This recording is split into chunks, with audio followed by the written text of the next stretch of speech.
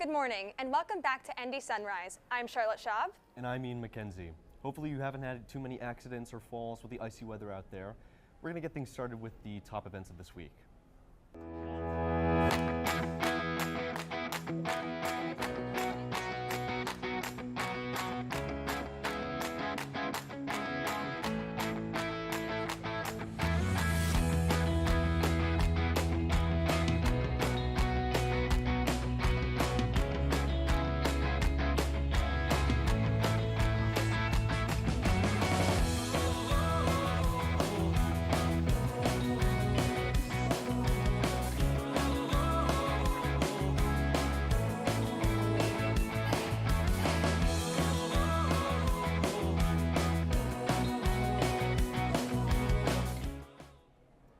And welcome back. This week, Luigi Gregori's paintings of Christopher Columbus on the second floor of the main building were uncovered from February 10th to the 14th. These paintings were covered in 2020 due to the controversial depiction of Native Americans as well as Columbus being portrayed as a hero. This heroic depiction comes from a sea of paintings all over the country in the late 1800s, celebrating the 400th anniversary of Columbus's voyage. The paintings in the main building are now uncovered 2 weeks per semester, and students are encouraged to examine this difficult topic. Our Office of Information will be performing various planned maintenance activities and upgrades on Saturday, February 15th from 6 to 9 p.m. Now, what exactly does that mean for us students? Well, major IT services that might be unavailable during this planned maintenance will be admin applications such as Novo class registration, financial toolkit, the graduation progress system, pay statement, and other database-related administrative programs. However, I think the question we're all asking is, will this affect Canvas, Google Apps, PrintND, and our Wi-Fi access? The good news is, according to the Office of Information Technology, those particular programs will not be suspended. So yes, plan on having to do your Canvas assignments.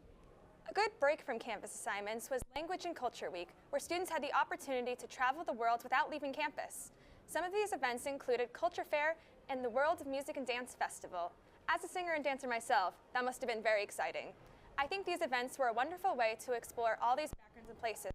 I just wish we actually got to travel considering how cold it's been.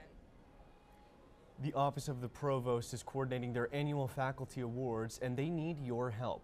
8 awards that recognize faculty excellence and service to the university are awarded to nominees determined by faculty, academic staff, and us students. Submit your nomination for the Faculty Awards online by February 17th, 2025. Speaking of submissions, students have been asked to complete the Inclusive Campus Student Survey, where they will be asked to share their thoughts about diversity and inclusion at Notre Dame. Those who complete the survey will be entered into a raffle with prizes such as a Nintendo Switch Mario Kart 8 Deluxe Bundle or gift cards to Trader Joe's or the bookstore. If those sound enticing to you, fill out the survey by February 19th. And finally, love is in the air as Valentine's Day approaches. Here's Hailey to tell us more about how students on campus are preparing for the special day. Hi everyone, I'm Hailey Inman, and in spirit of Valentine's Day, I'm gonna go around asking people about Valentines. If anyone in the world could be your Valentine, who would it be? I'm gonna have to say my boyfriend. Anya Taylor-Joy. Ryan Gosling. I'd have to choose my mom. I'd say these guys right here, because they're my best friends at the time, or at the moment. I would say my girlfriend, Mary. I'd say these guys right here. Probably Megan Fox. What are your Valentine's Day plans? I'm gonna take my girlfriend out to dinner. My friends and I are gonna do a Valentine's Day in our dorm. I have no plans. Hanging out with my friends. Going out to dinner. On a scale of 1 to 10, how romantic do you think Notre Dame students are? I'd say probably like a 5. 7.4. I would say like maybe like a 4. I'm sure like I've seen like some couples be like pretty like romantic and like cute or whatever, but like personally I don't really see a whole lot of PDA. Maybe there's just a lot of single people. I'd say like a 6. I don't know. Maybe a 6. 3. Personally, I think Notre Dame is about a 6 out of 10 on the romantic scale. What do you think? I'd say 7 out of 10. Those lake walks can get a little cold. So. Oh, yeah. Speaking of opinions, let's head to Luka and Carroline with the Super Bowl halftime show. Good Good morning, my name is Caroline. And I'm Luka, and we're here to report on the most important part of Super Bowl 59, Kendrick Lamar's halftime show. Specifically, the continued drama between Drake and Kendrick Lamar. I know that the question the ladies have been wanting to know is, where did Kendrick get the flare pants from? I mean, I've been pretty stuck on the letter A necklace. See, I was very confused as to what the A meant until Caroline pointed out the drama between them out. That is one personal attack. I think I'm the only one that just figured out that the lyric A minor in Not Like Us was meant to call Drake out for his alleged involvement with underage girls. Speaking of personal attacks, Kendrick brought out the Grammy-winning artist SZA and the 23-time Grand Slam champion Serena Williams on stage, both of whom were Drake's exes.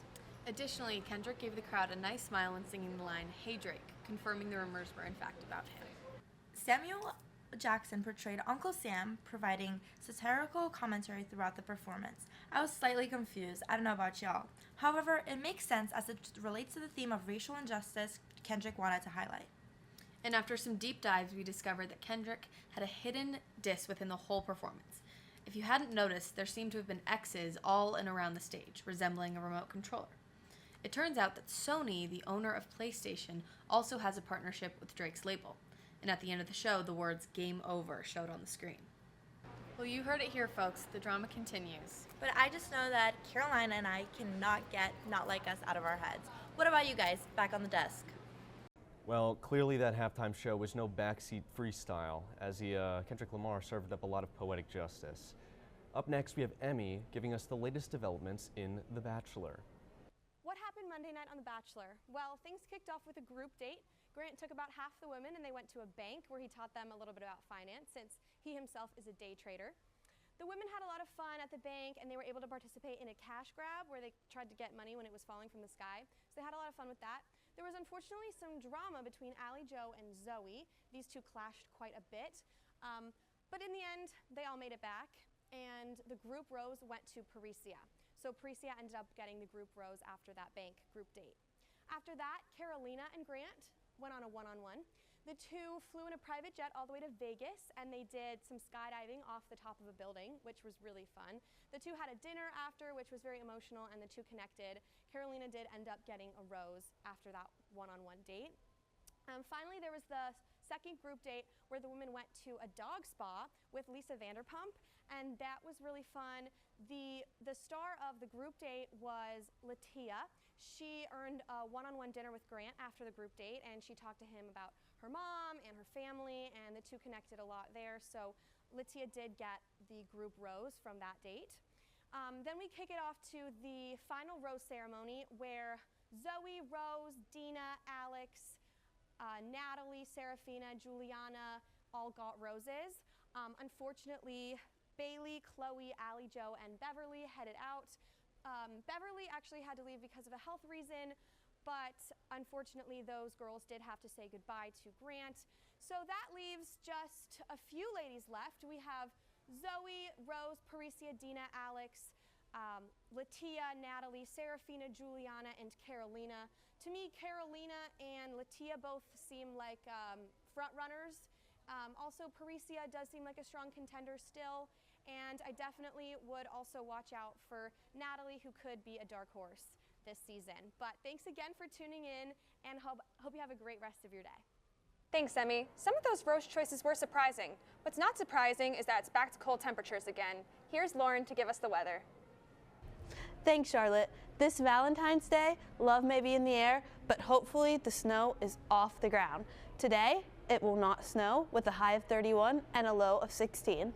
Tomorrow, sadly, or maybe glad for some of you, there will be snow with a high of 31 and a low of 28. Finally, on Sunday, we can expect some rain with a high of 30 and a low of 18. Now, sending it back to the desk. Thanks, Lauren. Now for a forecast of upcoming events on campus. Starting off strong, Junior Parents Weekend starts today on February the 14th and ends this Sunday on February the 16th.